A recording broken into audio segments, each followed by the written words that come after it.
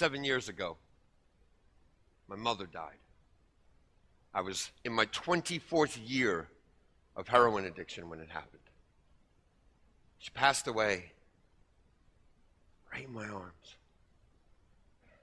A couple of hours later, I was an aspiring corpse in a dope house, ready to end it all with 5 bags of heroin and a needle, when I heard a poem by a woman named Marty McConnell. And as the needle entered my arm, the sound off the television clear as the turning first page of my new life, she said, "Praise the veins that river these wrists." And I stopped. But the poem continued. She finished with, "Dream, or let your God destroy your good and fertile mind. This is your warning. This, your birthright. Do not let this universe regret you." So I left a broken syringe in a dope house and never looked back.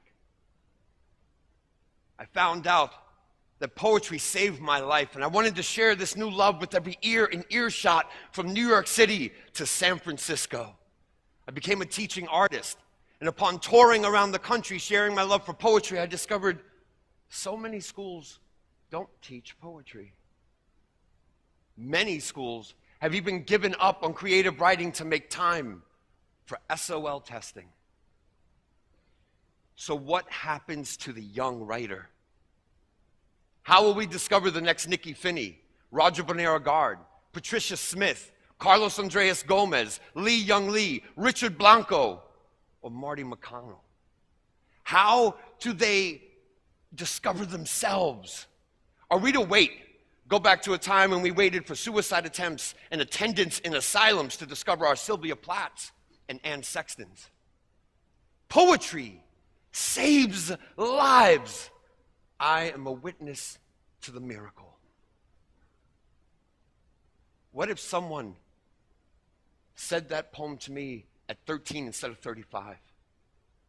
What if someone came into my school before my first bag of dope and said to me what I tell students now, that we are not natural disasters, but we are volcanoes. And the words inside us lay the groundwork for creating new worlds. You, unlike me, you will know how to deal with your crossroad because you've written where you've been, where you're going, and more importantly, where you stand. Students could hear words like Taylor Mali tell us and ask the questions, where are the limbs out on which we once walked?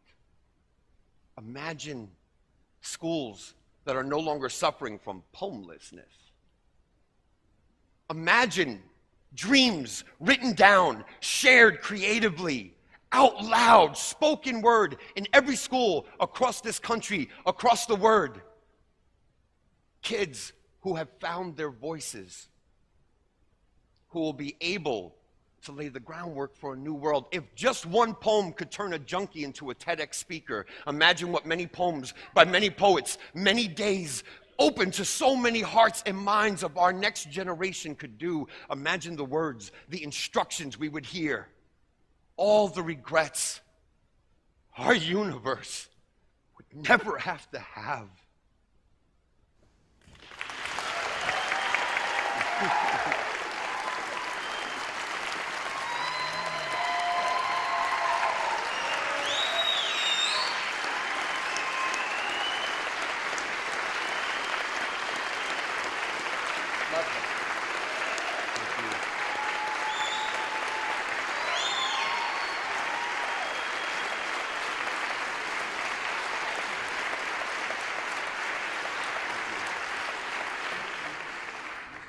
He has tears in his eyes too.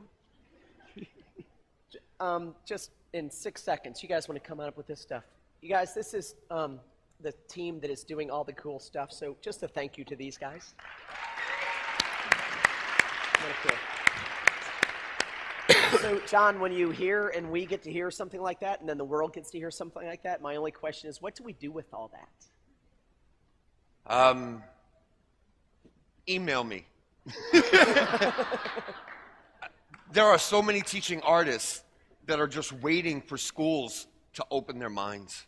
that are willing to come in and do the work without the bureaucracy, without being part of the union, will just come in and help. There are so many creative programs that have had to get canceled because of budgets, from theater to music, all kinds of art programs, and poetry only requires pen and paper, and we'll do everything we can to help.